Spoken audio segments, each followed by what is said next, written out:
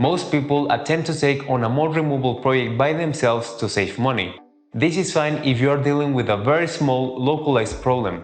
However, most mold problems are not that simple. They occur as a result of an ongoing issue, usually a moisture problem. Mold abatement is therefore a systematic process that requires you to first identify and fix the source of moisture.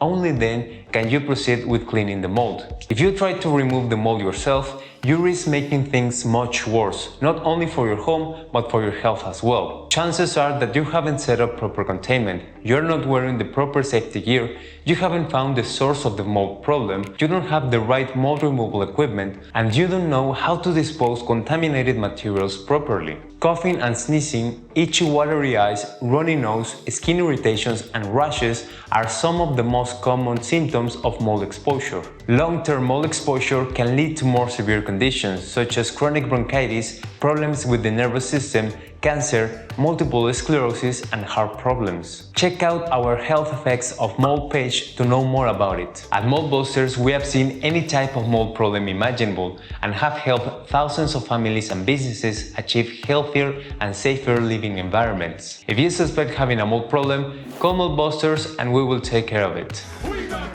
To become an expert in preventing mold in your home, visit bossmold.com and subscribe to our channel.